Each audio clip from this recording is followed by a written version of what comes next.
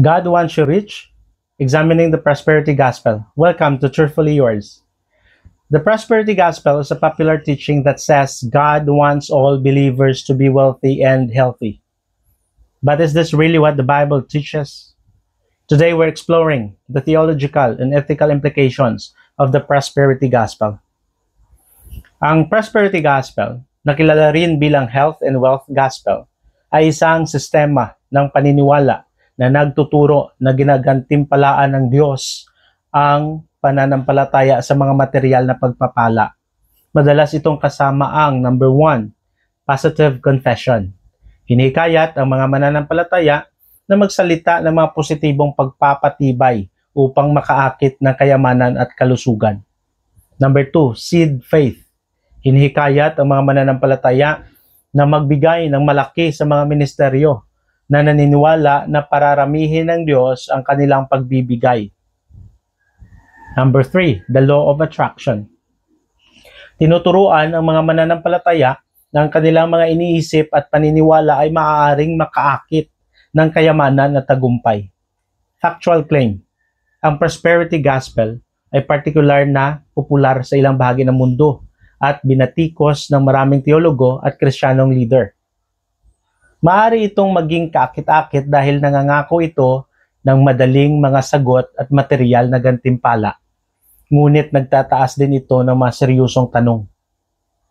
The Bible does teach that God blesses His people, but it doesn't promise that all believers will be wealthy and healthy. In fact, it often emphasizes the importance of humility, sacrifice, and service to others.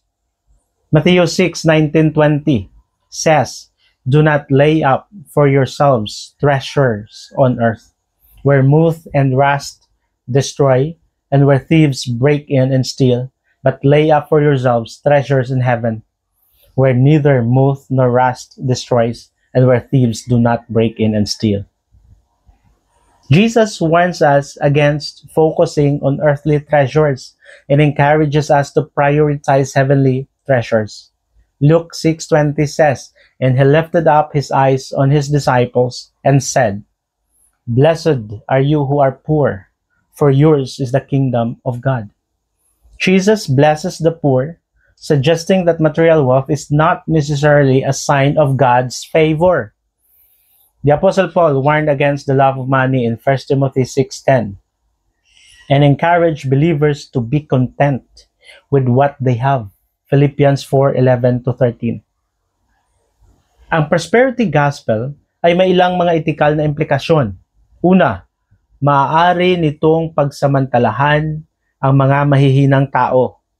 Maaari itong manirahan sa mga nanihihirapan sa pananalapi o pisikal na nangangako sa kanila ng maling pag-asa. Pangalawa, maaari nitong itaguyod ang materialismo. Maaari nitong hikayatin ang mga mananampalataya na tumuon sa pagkuha ng kayamanan kaysa paglilingkod sa iba. Katatlo, maaari nitong pilipitin ang ibanghilyo. Maaari itong magpakita ng isang baluktot na pananaw ng Diyos at ang kanyang mga layunin para sa ating mga buhay. Sa halip na hanapin ang kayamanan at kalusugan bilang pangunahing layunin ng ating pananampalataya, dapat tayong tumuon sa number 1, pagsunod kay Jesus. Pag-uuna sa ating relasyon sa Kanya at pamumuhay ayon sa Kanyang mga turo. 2, paglilingkod sa iba. Paggamit ng ating mga mapagkukunan upang tulungan ang mga nangangailangan. 3, paghahanap ng hustisya. Pagtataguyod para sa mga dukha at inaapi. 4, pagtitiwala sa paglalaan ng Diyos. Pagtitiwala na ilalaan ng Diyos ang ating mga pangangailangan kahit na hindi tayo yumaman. The prosperity gospel is a seductive but ultimately misleading teaching. As Christians, we are called to seek first the kingdom of God and to trust that He will provide for our needs. What do you think? Is the prosperity gospel biblical? Share your thoughts in the comments below and let us know what other topics you want us to explore on Truthfully Yours. Thanks for watching. God bless you.